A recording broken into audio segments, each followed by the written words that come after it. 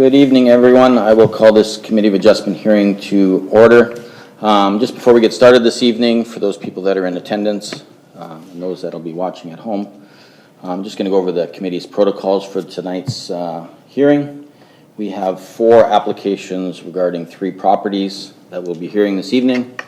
A few housekeeping rules before we get started. If anyone here has cell phones, if you could please either turn them off or place them on silent mode. Also, if coming forward to speak to an application, if you could please address any questions through the chair and not directly to the person that you're asking the question of. The first order of business will be for committee members to disclose any conflicts of interest that they may have with any of the applications on the agenda this evening. A request will be made for any deferrals or withdrawals of applications. Do we have anyone coming live? So everyone should be here this evening. The committee secretary treasurer will read out each application noted on the agenda with a brief description and staff recommendation. Following that, the applicant or the agent for the applicant will be asked to come forward to the podium on the right, your left, introduce themselves and be allowed a short overview explaining any further details or comments that they wish to add at that time. Members of the committee will then have an opportunity to ask the applicant any questions that they might have, followed by members of the public who wish to speak to the application. Members of the public who wish to speak to an application will be asked to come forward, state your name and address for the record, and again, they'll use the podium on my right, your left. Limit their comments to 10 minutes and must present all questions or comments pertinent to the application in that time frame. And for ones that have multiple applications to the same property, they will be treated all together. So if you have comments on either one, please express them at that time. Persons making a presentation will not necessarily be allowed to return again to speak to the application, to the same application. Following all comments, the applicant will be afforded some closing comments if desired. The committee will then present the decision in the form of a motion. The motion will be discussed and voted upon. If a vote is tied, a motion will be defeated and a new motion will be made. If motions are defeated, new motions will be made until a decision has been reached. Notices of decision will only be provided to those persons who leave their name and address in writing. There's a sign-in page at the back of the room for that purpose. I was going to add that if anyone watches this live, we're not streaming live this evening, but it will be posted on the city's website. They can call immediately after the meeting to register with the Secretary Treasurer. I'm not sure when this will be posted online, whether that will be fairly quickly afterwards, but they can leave a message with Secretary Treasurer 905-835-2900 extension 204 requesting the same. It is also to be noted that in order to be kept of any possible Ontario Land Tribunal hearings, persons must request to be sent a copy of the committee's decision on an application. So those are the protocols for this evening. First thing I'll ask if there's any conflicts of interest with any of the applications this evening. Eric. Through you, Mr. Chair, I have a conflict on item 5.3, which is application A09-24-PC 730/742 Clarence Street. It's an indirect pecuniary interest as I am employed by Upper Canada Consultants, which is the applicant is a client of our firm. Good, thank you. Anyone else? Not seeing any. Is there any request for deferrals or withdrawals of application this evening? Not seeing any. So with that, Madam Secretary, the first application, please. Thank you, Mr. Chair. On the agenda tonight, we have 3 minor variance applications and 1 consent application. Notice of the applications were circulated to the public on April 24th. The required agencies received notice of the applications on April 8th. A recommendation report for each application was prepared by planning staff and made publicly available on May 3rd. All correspondence received by May 3rd was addressed in the recommendation reports. Those interested can view the recommendation reports online on the city's website or in person at City Hall. Those interested may also contact planning staff in person, by email, or over the phone to obtain a copy of the reports. Accommodations or alternative methods of viewing or obtaining the recommendation reports are available upon request. Please note, the zoning bylaw currently in effect is the City of Port Colborne zoning bylaw 6575/30/18 as amended, which will henceforth be referred to as the zoning bylaw. Our first application tonight is minor variance application A0424PC for the lands municipally known as 803 King Street in a special provision of the 4th Density Residential Zone as established in the zoning bylaw. The agent Wendy Singh and Michael Donatelli on behalf of the owner 1825-081 Ontario Incorporated are requesting relief for the provisions of zoning bylaw to permit construction of apartment building notwithstanding the following. That a minimum floor area of 31 square meters be permitted where a minimum of 50 square meters be required. Given the information in the recommendation report, planning staff recommends application A0424PC be granted as the application is minor in nature, it is appropriate for the development of the site, it is desirable and in compliance with the general content of the purpose of the zoning bylaw, and is desirable and in compliance with the general intent and purpose of the official plan. That concludes the correspondence for this application.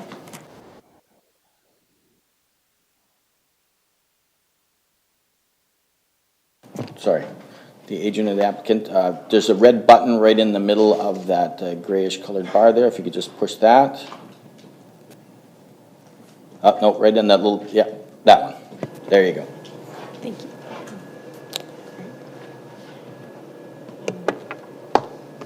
Thank you, members of the Committee of Adjustments, for having us tonight. My name is Wendy Singh, My name is Michael Donatelli. and we do have a PowerPoint to give you a high-level overview of what we are looking to do with this project. Sorry. Is this how you switch them? Okay. Okay. There's an existing building, 803 King Street, which was formerly a senior care building. We've been through the property. The property has a great layout, great structure, but we're proposing to use it. It's been not in use for probably about 4 or 5 years. There was a fire in one part of it. We're looking to repurpose it and actually make it residential units to serve the community, and the goals of having more residential units in varying sizes. I guess just a little bit about who we are. We've done different projects, and we are looking at taking underused housing or underused buildings and turning them into functional properties for rental purposes. I can probably skip over that one. The overview, again, we're using the existing footprint. We're not doing any major modifications. We have engaged a designer that has been working with us along the project to maximize the space as best as possible using the existing footprint. So with the mix of units, we're proposing to have 3 3-bedroom, 5 2-bedrooms, and 2 1-bedrooms, and 5 of those units would actually be accessible, which also meets a need of the community, aging populations, and a lot of times rental units that are accessible are in demand and hard to find. So we basically, we went over the building and we kept all the same common areas as it was for the retirement home. We tried to lay out our apartments the best we could without doing any structural changes to the building. So that's why we needed the exception of the minor variance, basically, is some units just didn't line up to the size that the 50 meters squared the requirements. So we tried our best to design it, to the best of our ability to what was there. On top of that, we were working with the planning staff for parking. We do have 1 accessible parking. I think we actually exceed the required parking. We've got 13 spaces available plus the bicycle parking. So the site is actually a really great site the way it is, and we're just able to use what's there and turn it into something functional. I believe there was a comment from the community that came through regarding our target rents. We're looking at market rents, and we are looking to, I think the facade was something they requested if the fire burns. We would make the entire facade new and then match there's a barn on site, same thing. We'd match it to make it look fresh. Yeah, the whole building will be all redone.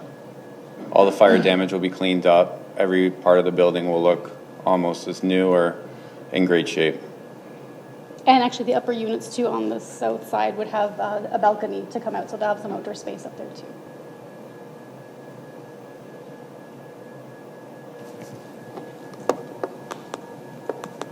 I think we covered all energy efficiency. So you can see the burn section there in the photo.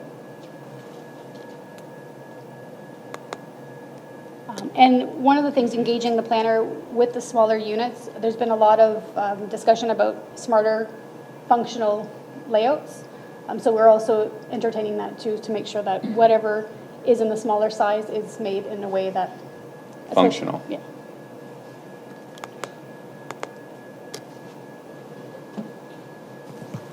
All right, thank you. Gary? Thank you. Did you just have a previous slide there that went over? I thought I saw the word Niagara Falls on it.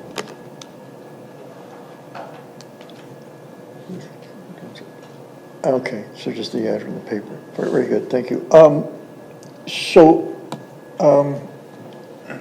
You purchased this building from the previous owners, and the concept is to be, relatively speaking, a traditional apartment building as to more of a rooming house / apartment building as That's it was correct. before? Through the chair, we are actually in the process of purchasing it. It's just, we're waiting to see if we can turn it into what we're hoping to do here. Okay, great. The question is, in your slide presentation, you use the words "meets unique needs of the rental community." What did you mean by unique? So we cater to that. We have a mix of 3-bedroom apartments, 2-bedroom apartments, and 1-bedroom apartments. So we cater to the need of like a single working person, families, everybody in the community. It's a mix of different apartments. It's not just 2 bedrooms, it's a mix. Great. I guess the other question is,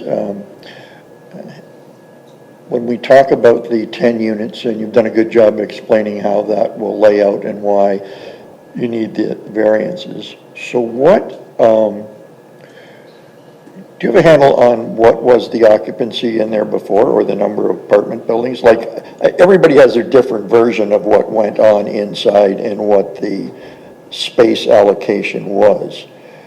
I don't know if you can speak to that. I was going to be asking our planner about parking and number of units, but maybe you can speak to, is this a reduction in units? There was about 27 rooms, so 27 patients. So we have 10 apartments, and existing was 27 rooms, plus staff. Very good. Mr. Chair, can I address the planner this time? Why don't you finish up with the applicant? No, you can. Thank you. Through you to our planner. Chris, I'm just wondering, so while it is a new apartment building, it is a redo of an existing one. So I see there's nothing in here about parking to units. Is that because it was an existing setup and falls underneath there? Because there's no speaking to how many spots versus how many units. Sure, through the chair to member Bruno. Yeah, so because it's an apartment building, it would need to meet the parking requirements of 1.25 stalls per unit. So that would put them at 12 and a half. We always round up, so 13 would be required, where 13 has been provided on the site. So they meet the zoning requirements for parking. Just barely, or what was there before? Do you know? I don't recall what was there before, and to what I recall just from being familiar with the area, I don't even think that assigned parking stalls were actually identified on the parcel, whereas they're actually being indicated on here now, where I think it was just a gravel parking area before. Okay, and lastly, it mentions in the report that this is a new plan done under a special provision of R4. Can you describe that when you say new plan? Are you just talking about that this is, or the fourth density residential in that area had a new plan drawn up recently? Through the chair, I'm not entirely sure what you're alluding to there. The special provision in the zoning allows for the current use of the property being the assisted living. Right. And it does set out some special provisions in terms of setbacks and so forth there, but it's essentially just to permit the assisted living use on the property. Okay, great. Yeah, there was wording in there, but that's fine. That's all I have for now, Mr. Chair. Thank you. Anyone else have any questions? Angie and then Dave. Thank you. Through you, Mr. Chair, I do thank you for the PowerPoint. It was very helpful. I would also like to ask a little bit more about the accessibility that you spoke to. You said 5 out of 10 units would be accessible. I'm just wondering if what kind of it is it fully accessible? Is it what do you mean by accessible? So we have a wheelchair ramp at the front of the building, at the main entry, and all the units will be accessible that a wheelchair can go through the front doors of each unit and through the common areas of those 5 units. Okay, so you're talking about width of entrances? Basically, yeah, it can Okay. suit, yeah. So, but not accessible in the sense of height of countertops, things like that, correct? We will look into it later on as we do the plans, but as of right now, I can confidently say that 5 units will be accessible, like for wheelchairs. And when we do the plans, we will look into that, absolutely. Great. And are you looking at making the building approaches quite accessible as well, not just using a ramp, but also, parking lots can be a bit of a problem for people to maneuver through in wheelchairs if they're not nice and even and freshly done. Absolutely. I think we have a little over what's required, so we will do our best to address that, yes. Okay, thank you. Thank you, Chair. Just real quick, can you go back to the slides of the floor plans? Oh, Yeah, that's good. The ones that we got in the package Oh, no, we don't have with the, I'm sorry, we go don't ahead. have them on our presentation. Okay, no, the floor plans that you just had. Those are, sorry, through the chair, those are just images, just to kind of show ideas of, those are under 50 square meter floor Okay. plans, just as Okay, a so sample. just for something to judge General. by. General. The plans that we received are the actual ones you're going for. And I guess the biggest question I have is, does every unit come with kitchen facilities and complete washroom? Absolutely, Okay? absolutely. Because when I look at these, I can't see that in all of the units. So we haven't really taken the time to do the layouts of kitchens and the bathrooms yet. This was just showing you an overview of the apartment sizes, but on our final plans, we will have that. But every unit will have its own kitchen and bathroom, yes. Okay, shower, with a shower tub or whatever. Absolutely, yes. Okay. Full size. I was extremely worried about that when I was looking at it, and I couldn't understand. I could see where the walls and everything were, but I couldn't see the washroom facilities and kitchens in the units. And it's like, Understand. okay, is this gonna be a Full-size boarding house or an kitchens. apartment, an actual apartment? Actual So, apartment, yeah. Okay, that satisfies me right there, thank you. Gary? Thank you. Through you to Mr. Room. So if I'm understanding from the applicant, I mean, the planning approval sticks with the property, not with the owner, but I've heard that this is subject to approval for you to buy it. So would the applicant then, Chris, have had to receive permission? Because if they don't buy, an approved plan sticks with the property, it doesn't matter who ends up owning it, correct? So, Through the chair, that is true. So if the variance is approved, that is applied to the property. If the sale of the property falls through for whatever reason, the variance still applies to the property. right, so you're aware of that. You're doing that with your eyes wide open. Good. All right, thank you. Eric? Through you, Mr. Chair, I'd like to put the motion forward that application A04-24 PCB granted, and in the matters of legally known as lots 14 and 15 on Plan 200, new Plan 763, located in special provision of the 4th density residential R4-34 zone. The minor variance application A04-24 PC be granted for the following reasons. 1, the application is minor in nature. 2, it is appropriate for the development of the site. 3, it is desirable and in compliance with the general intent and purpose of the zoning bylaw. And 4, it is desirable and in compliance with the general intent and purpose of the official plan. Now, before I go for a seconder, we haven't had any public feedback yet. So I'll keep you to the mover, and if no one else has any questions. Angie, do you have no questions? Okay. I'd really like to get public feedback first. If there's anyone in the audience that wishes to speak to this application, please to the podium on my right, your left. Name and address for the record. Yeah, you could just move off to the side if you want. Thank you.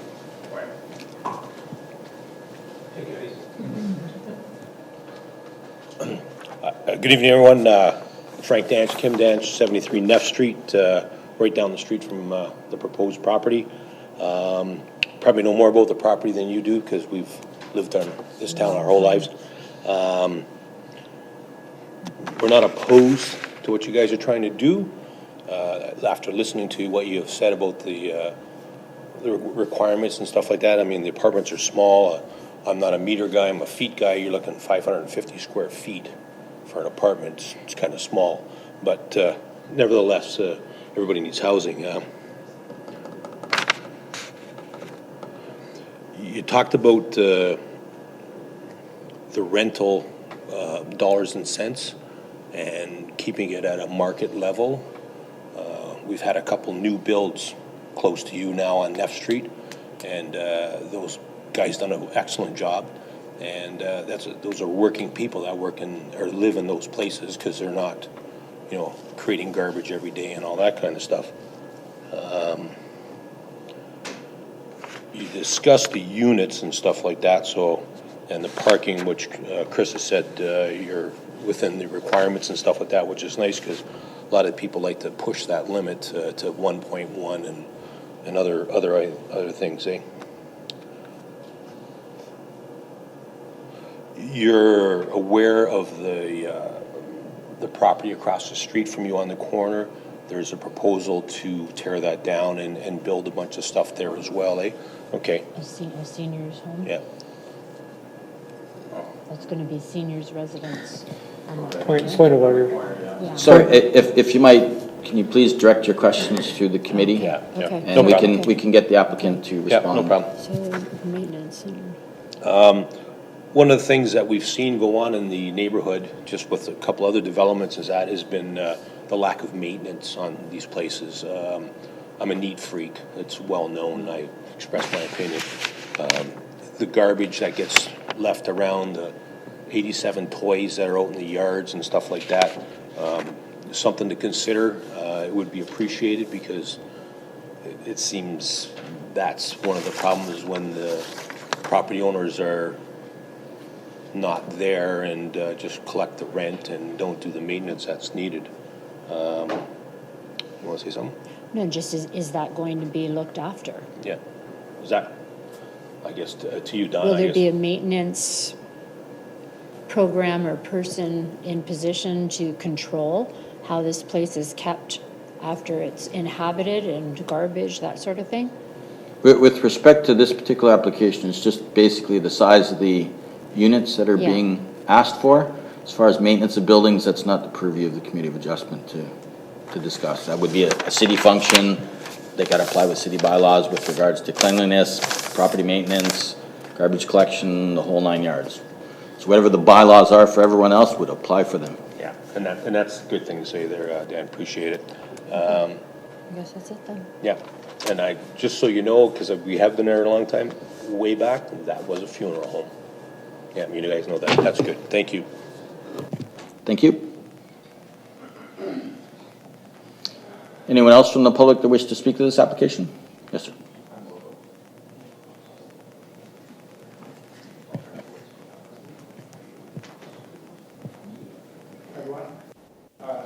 Just before you start, the little red button in the middle of that gray bar in front of you.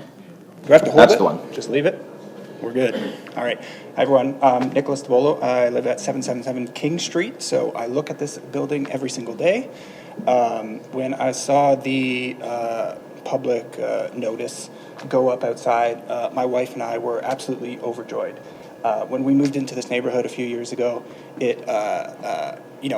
I'm from Fort Erie, Niagara originally. We decided to invest in Port Colborne. I see a lot of potential in Port Colborne.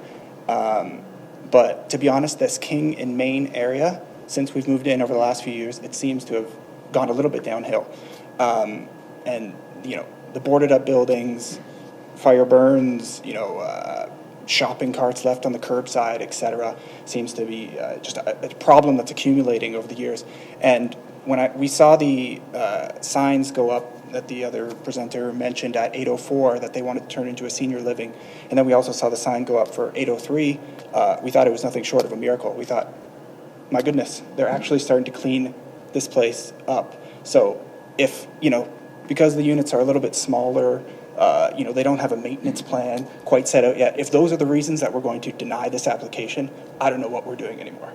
Because this is exactly the kind of projects that we want in our community. I'm almost getting a little bit choked up here because, to build communities, you have to have courage. The developers have to have courage to invest in it. The councillors have to have courage to approve of these things. The community have to have courage in the people making the investments, not to be so pessimistic. Be a little bit optimistic. Anything that they do is going to be better than what's there now. So that's my 2 cents. Thank you. Thank you. I don't know that. I've never met them. And anyone else that wishes to speak to this application this evening? Not seeing any? Eric, I'll turn to you now, and I'll accept your moving, and I'll accept your seconding. With that, any other questions or comments? Not seeing any. All those in favor? Opposed? It'll be carried. Thank you. There is a 20-day waiting period, but other than that, should be good to go. Thank you, members of the committee. Thank you.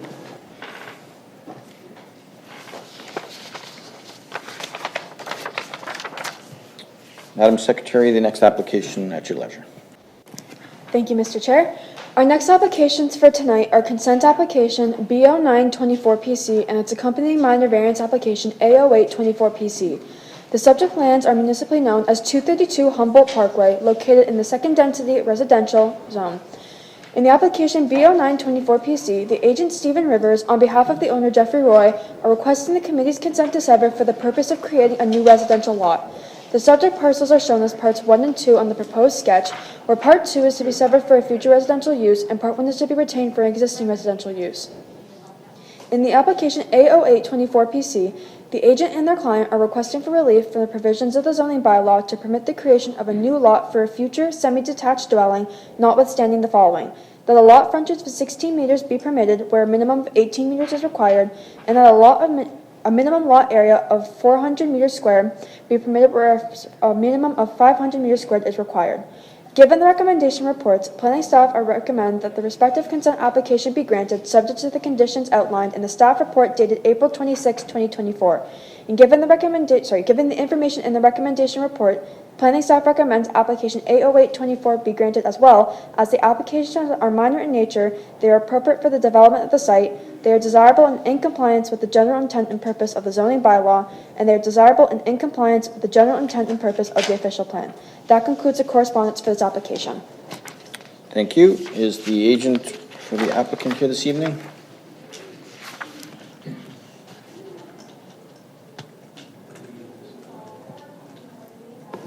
Floor is yours. Mr. Chair, members of the committee, staff, Ms. Desmarais, I thought you would have had enough of this by now. I'm surprised that you're back here. But more power to you. My name is Stephen Rivers. I'm a member of the Canadian Institute of Planners, registered professional planner. I operate a company called South Coast Consulting here in Port Colborne. Next slide, please.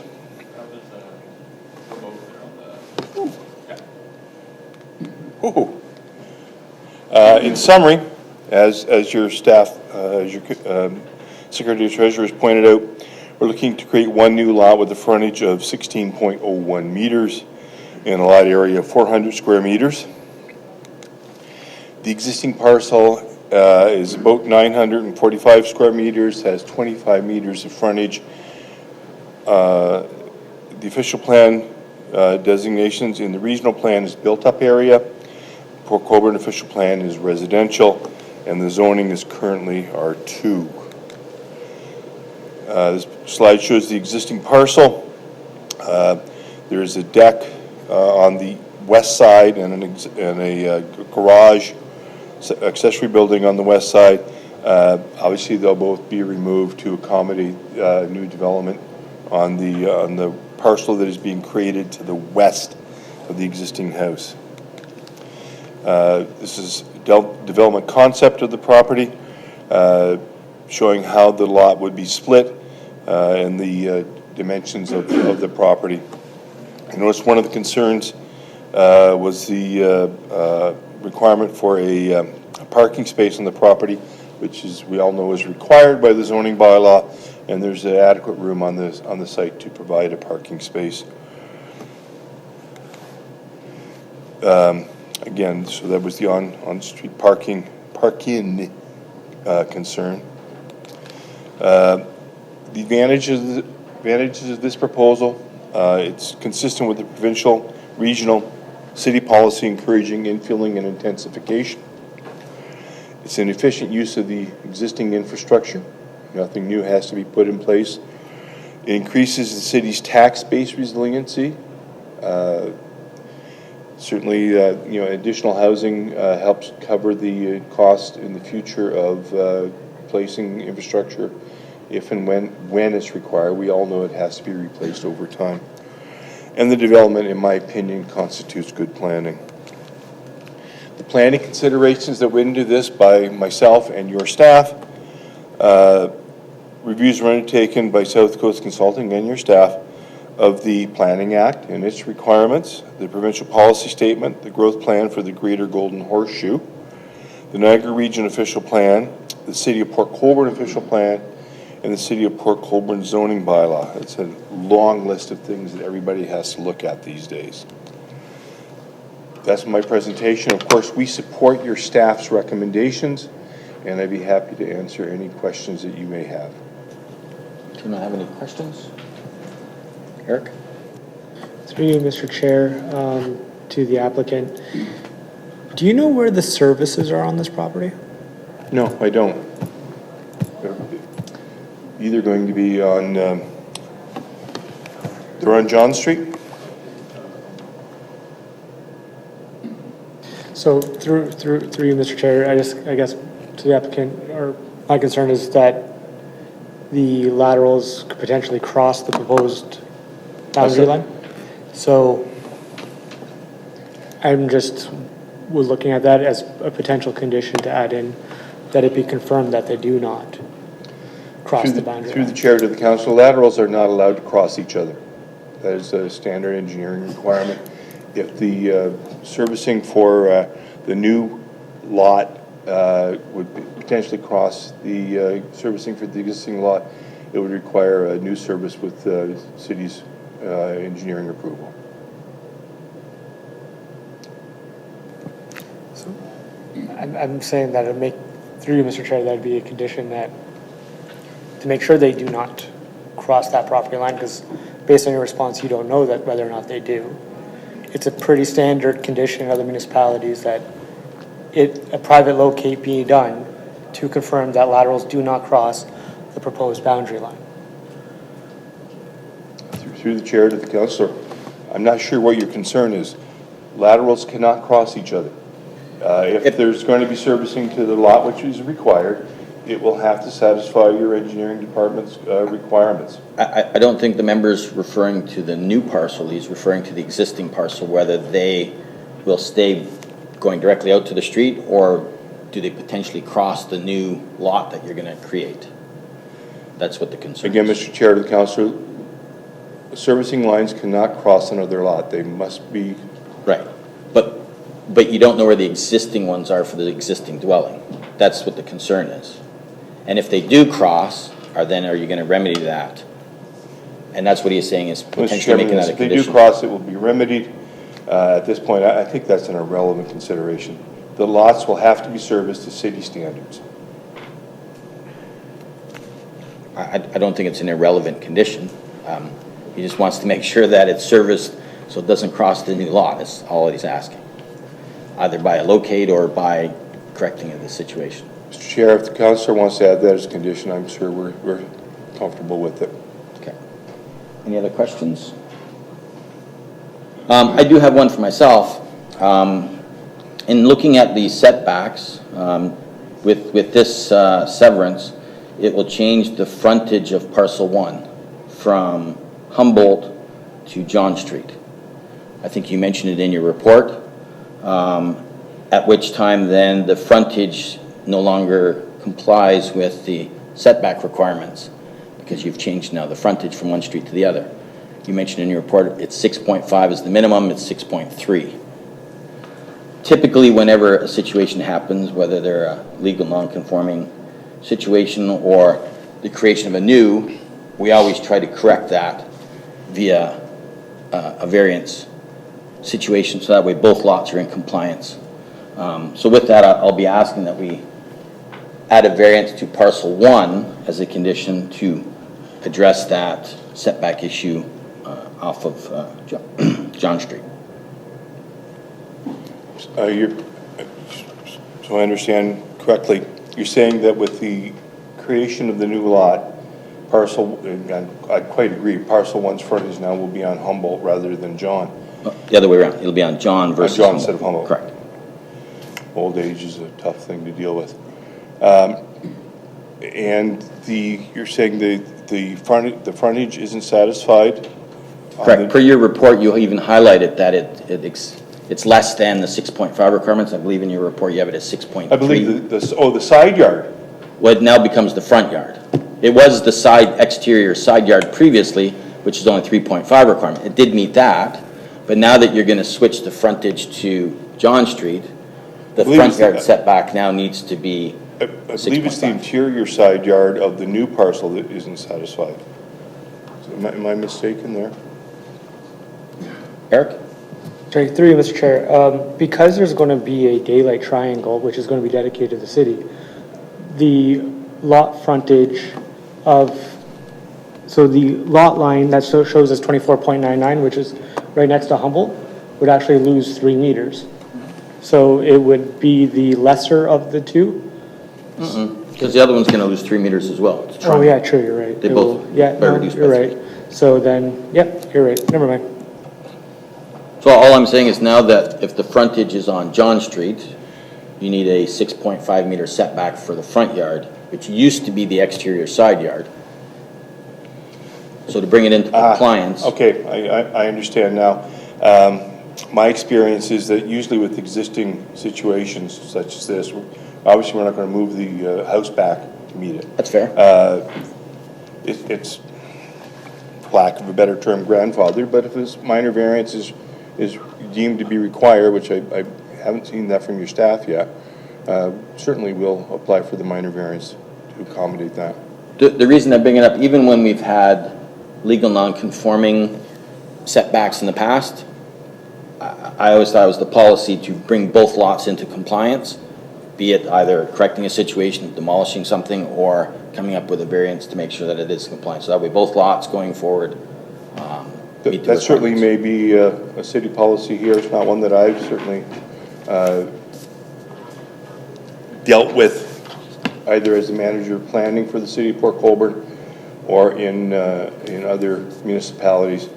Existing front yards or existing setbacks that can't be changed are identified as that as existing. In the case of where it was legal non-conforming before, I wouldn't disagree with you there. In this particular case, you're now making it non-conforming by changing this lot configuration. And that's, to me, a big significant difference. Certainly, if you think we need a minor variance for that, we're more than happy to apply for it. Okay. The second point I wanted to make is that I know in the staff report, they made the variance for the reduction in lot area and frontage a condition. If the variance wasn't granted, would you still proceed with or want to proceed with the severance and build a single family dwelling as opposed to a semi? Yes. Okay. Because one of the questions I had is, typically I understand why we make a variance a condition of a severance, because typically if you didn't get then you'd have a sterile lot and you couldn't do anything with it. In this particular case, which is kind of a unique one that I haven't seen in the past, where it actually does comply with the zoning, but for the fact that you want to build a semi on it. Not for semis. So with that, like I said, I don't see we need to have the condition of it having to have that. I don't know what the committee's feeling is with regards to the variance, with regards to the area and the frontage, but I just, like I said, I just didn't think it needed to be a condition per se. Gary? Yes, if you wouldn't mind, I wouldn't mind having, I agree with the whole premise of when we have an opportunity to right-size and have compliance, it saves any issues potentially down the road, brings the whole city into more compliance. I'm just wondering if our planner could comment on that. Sure, through the chair to member Bruno, yeah, so we flagged that that the frontage was changing pretty early on as well. The reason that we didn't request a variance at the time is that no development was being proposed on part one. You could make the argument for the lot line being the development, but I think what we were really getting at is that there's no proposed changes to that structure, so there was really no need for us to add the variance. So that was just the stance that staff took. So through you to the chair, so the point though is that if you don't make it a condition, then it can stay the way it is. I was just confused when you said, I don't see why we need to make it a condition. So maybe I misunderstood that. Just for a point of clarity, the condition that's in the staff recommendation now is for the new parcel. Right. I'm saying the condition that should be there is that the variance be for the frontage of the existing parcel, parcel one, That should to bring it into compliance. That's what I'm saying. If I may, Mr. Chair, it's my understanding that the retained lot does not become a new lot. That's my understanding of the legislation. Same as in a lot addition, the lot to which the land is added to does not become a new lot.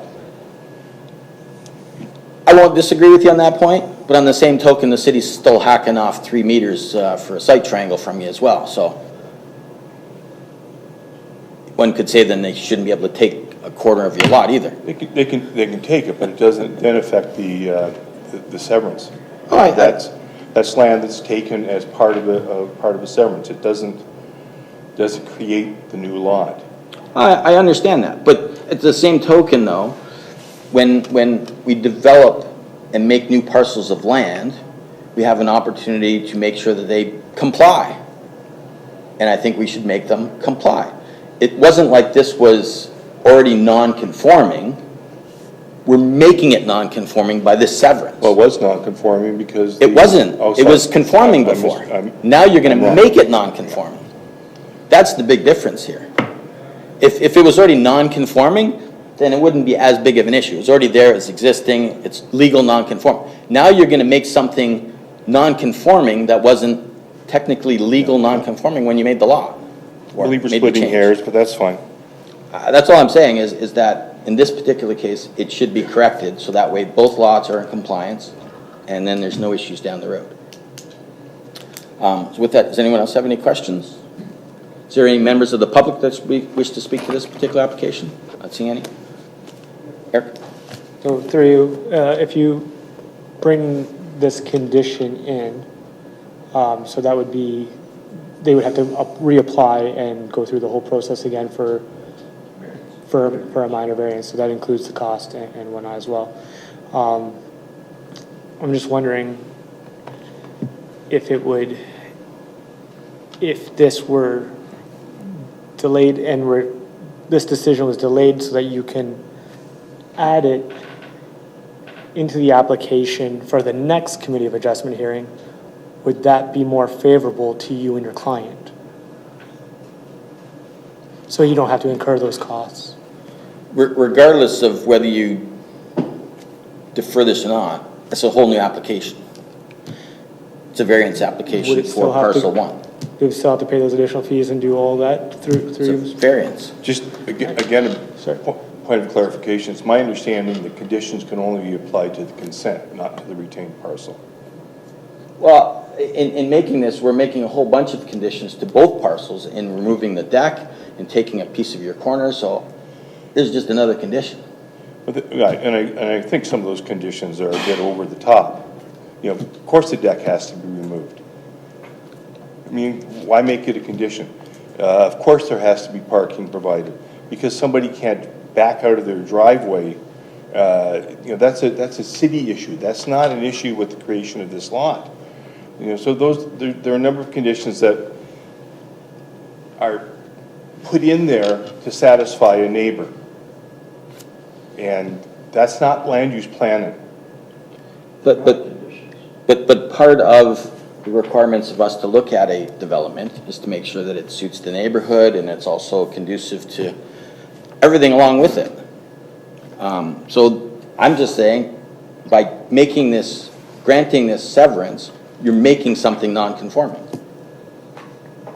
To me, that's going the wrong way. If you don't put that condition in there. That's the point I'm getting at.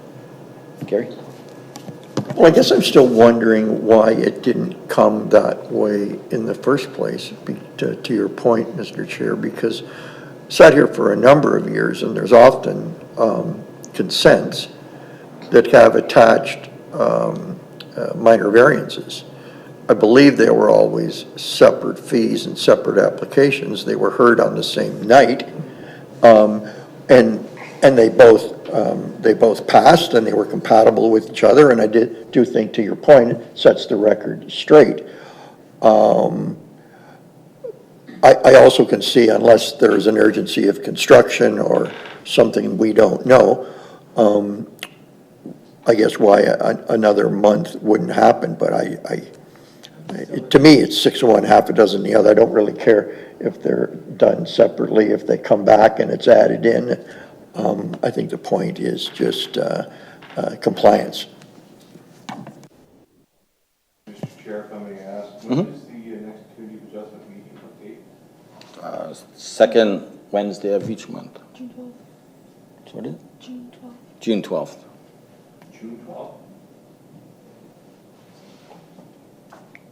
Through you, Mr. Chair, I understand what you were saying earlier about it would be a completely separate application anyways, because it's this retained lot as opposed to the severed lot, so it would be a separate application. So my earlier comments about having a potential deferral and addressing this would not apply.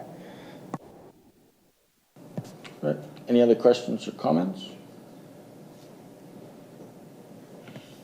Not seeing any. Has anyone got a recommendation? I didn't know, just notwithstanding you're the chair, you brought up the recommendation and the wording. I didn't know if you wanted to take that as, take that up. I could. I'll move application. Sorry, I thought Angie was asking you a question. You can see her. Sorry. Okay. Application B09 24 PC. I'll move it that legally known as part lot 361, lot 362, lot 363 on Plan 8, new Plan 836. Municipally known as 232 Humboldt Parkway, that consent application B09 24 PC be granted, subject to the following conditions that were also noted in the staff report. That the applicant provide the Secretary Treasurer with the deeds in triplicate for the conveyance of the subject parcel of registrable legal description of the subject parcel, together with paper copy, electronic copy deposited on reference plan, if applicable, for use in the issuance certificate of consent. Then a final certification fee of $240 payable to the City of Port Colborne is submitted to the Secretary Treasurer. That a driveway be installed on Part 1 that meets the requirements of the zoning bylaw. That the existing garage and deck on Part 2 be removed. I'm going to skip over minor variance application A0824 being a requirement, because I think the other lot is complying as it is regardless. You just need that for the duplex. That a 3.5 meter by 3.5 meter daylight triangle be conveyed to the city at the northeast corner of Part 1. That the applicant signs an agreement, City of Port Colborne Standard Memorandum of Understanding explaining that development charges and cash in lieu of dedicated lands for park purposes based on an appraisal at the expense of the applicant, whereas the value of the land is determined as of the day before the issuance of the building permit is required prior to the issuance of the building permit pursuant to Section 42, the Planning Act, RSO 1990, as amended. that all conditions of consent be completed by May 8th, 2026. And I'm going to add that a minor variance be granted to reduce the front yard setback on the retained portion per your sketch parcel 1. For the following reasons, that the application is consistent with the provincial policy statement, conforms to the growth plan, to the Greater Golden Horseshoe Regional Official Plan, City of Port Colborne Official Plan, and will also comply with the provisions of zoning bylaws 65/30/18 as amended. A seconder, Eric? All those in favor? Question? Through you, Mr. Chair, I just want to amend the motion to include a condition regarding the laterals that we discussed. Duly noted. Would you like Be me okay to add it as a friendly amendment? Yeah. And that is the wording that the services be contained within, that the services that are currently servicing the dwelling on Part 1 be confirmed not to be crossing the proposed New property. boundary line. Okay, very good. Has everyone got that? Good with that? Question? Yeah. So you want to make sure that the servicing to parcel 1 doesn't run over parcel 2, right? So I'll ask, how could that be possible? No, like seriously, because if it's going to come through parcel 2, that means it's got to go over the Clark Street properties. So that can't happen.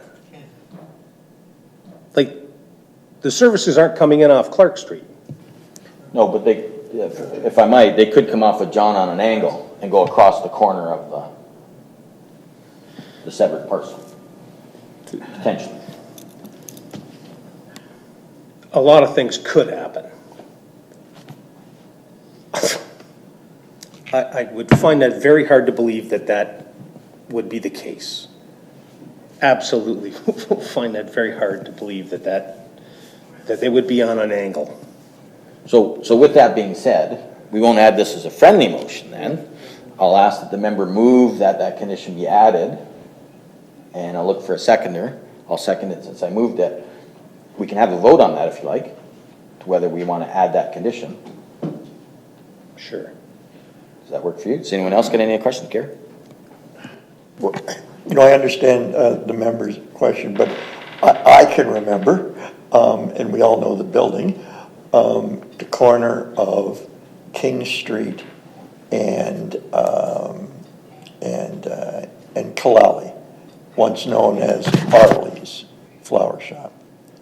That service comes this way. It actually then Y's out, and one fed Arley's and one fed Mr. Smith's apartment. Sorry, the restaurant that was there. And the problem becomes, although this is separate, these were merged, but there were those angles, and then there's a problem. It's plugged. And so now people are looking at property lines, shared service, I interrupt yours, all that kind of stuff. I agree with Member Elliott. It's extremely rare. It's extremely rare, but it can happen. And it sounds like the applicant isn't intending on joining or crossing services anyway. So I guess I'm not opposed to the amendment, given they're not opposed to doing it properly.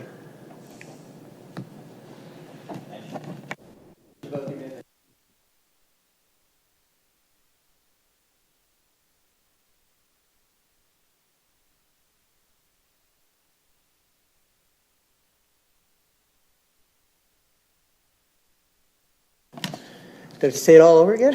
Okay, I'm just asking if it poses any hardship to include the amendment. And that's something that we need to ask. So Chris, maybe you could address that? Through the chair, to my knowledge, I don't believe getting the services relayed either on the survey or through another entity would be overly costly or time consuming. Okay, thank you. That's what I want to know. It just, we're spending a lot of time talking about something that may have very little impact. Eric? Just through you, Mr. Chair, to the members, it's typically a $250 cost where a private locator comes, puts a wire through the clean out, checks where the lateral is, and then they go and they do the same thing. Well, not with, the water's a little bit different, it's a lot easier. They just look at where the curb stop is, and then the lateral usually runs straight in from there.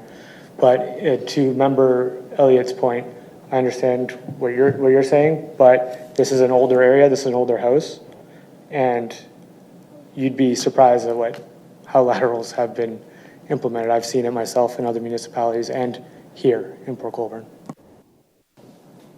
Dave? Through you, Chair. Tell me how many consents we've attached that condition to.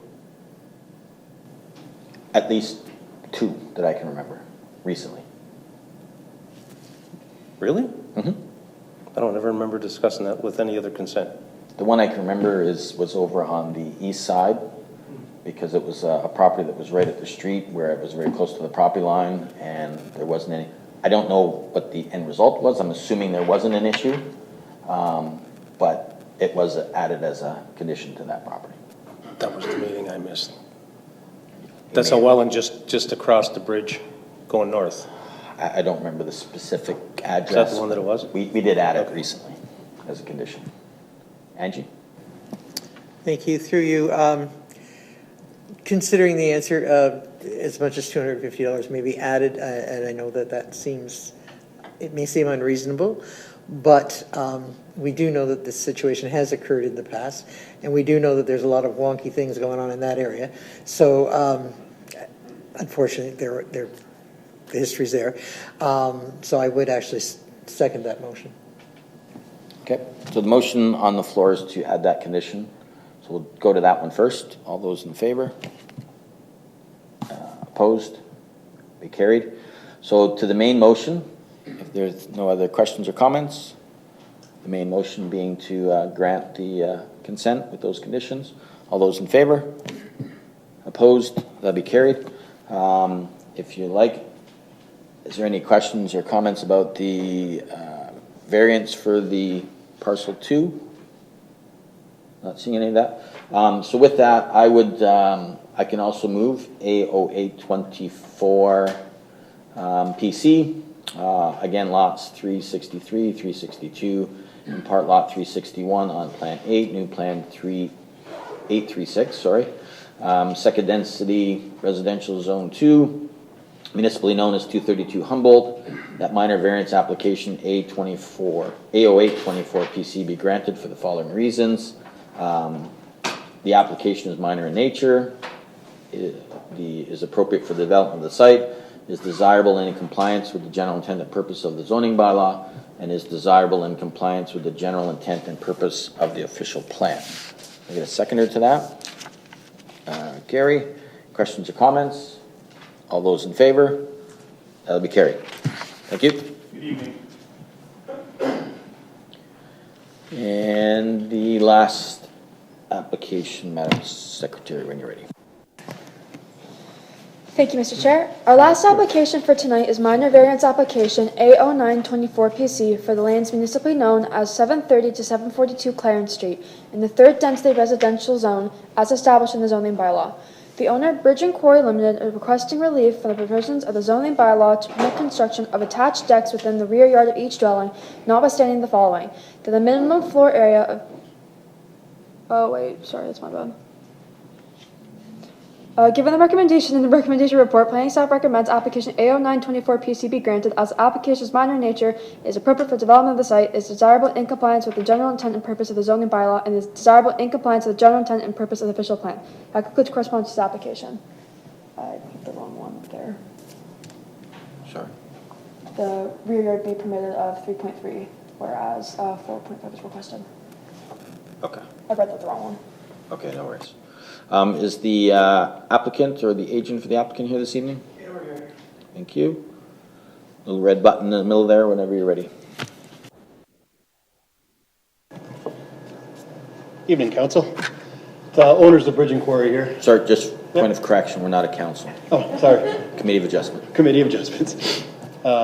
It's Jeff Collins and Dan Cook, we're the owners of Bridge and Quarry. We're just trying to get a simple minor variance so we can actually change the look of the area there, because we've done 6 townhouses, we had 7 more. We want to make it a little different. We typically sell to Old Port Colborne residents, and they would like to add some decks to make it a little nicer, so we thought we'd do that. So, pretty simple.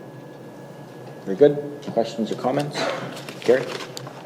Yes, hi, very good development, looks great. I was over there having a look at it, and when I looked around back, I actually kind of, the adjoining neighbor at the back, the sod at a particular point in that, and is it coming out just about to there? And the other thing, why I could support this, I kind of drew a plumb visually down to the first single-family house before you start the towns. Yep.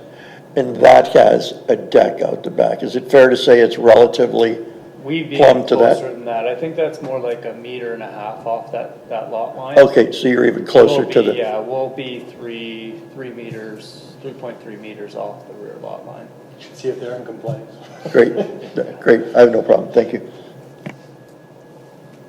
Anyone else? Any members of the public wish to speak to this application? Not seeing any. I think that's a staff assistant. So with that, if there's no other further questions or comments, I'm a mover of Angie? Gary? Sure. Angie? Gary? Okay, Gary? thank you.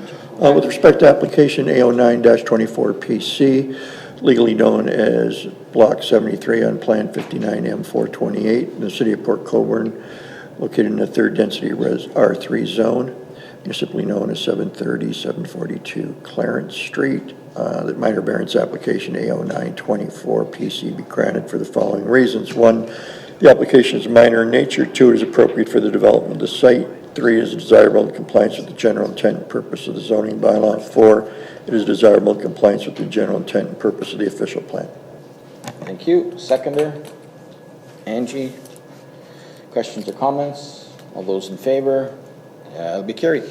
Thank you. Thank you. There is a 20-day waiting period. Yeah.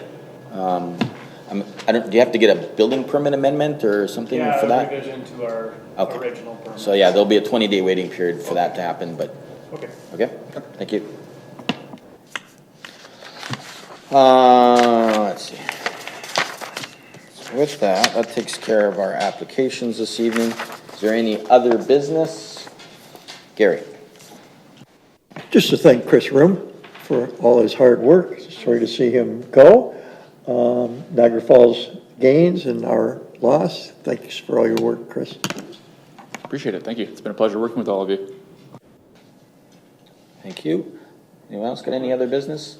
If I might, last week, there was a OLT hearing for a recent application that we denied on Lakeshore.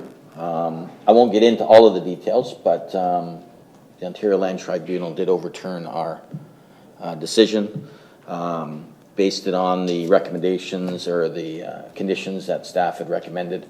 There's not an official decision out yet. He gave a verbal at that meeting.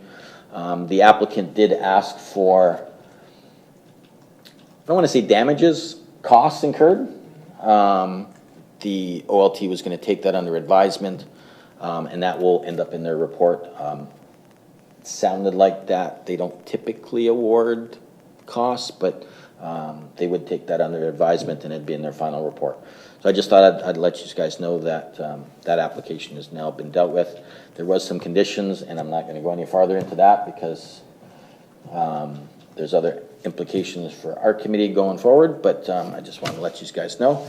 If there's no other business, I will look for a mover and a seconder of the 2 minutes that we have from April 10th and April 24th special meeting.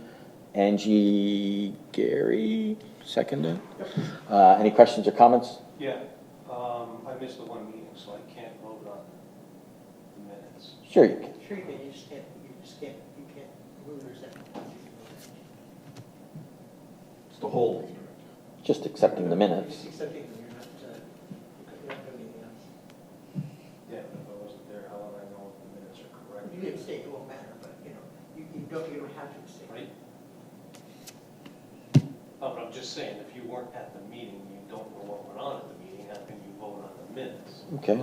I'm sorry, Dave, I thought you said you weren't there for the one application. Yeah, no, the whole meeting. The whole meeting, yeah. The one whole meeting, yes. Right, I missed the whole meeting. You want to do them separately? And not Yeah, vote on the 'cause one? you can't vote on Okay. something that you weren't there. We'll note that you're only voting on the April 10th. Yeah, okay. That's That one you were there, right? Yeah. Yeah, You were there? yeah. The one I missed. The special meeting. No, But then that, you must have missed them both. The 10th was me, yeah, 'cause, okay. You must have missed them The other both. one was- Yes, somehow, you guys. Yeah. Because I wasn't there for either. Okay. I forgot the other one, that's what happened. Yeah, that's why you couldn't be at the second one, because you missed the first one. Yeah, it wasn't. Or at the first one. I bet. Okay, very good. You vote. Very good. With that clarification, all those in favor? That'll be carried. Thank you. With that, I will adjourn this Committee of Adjustment.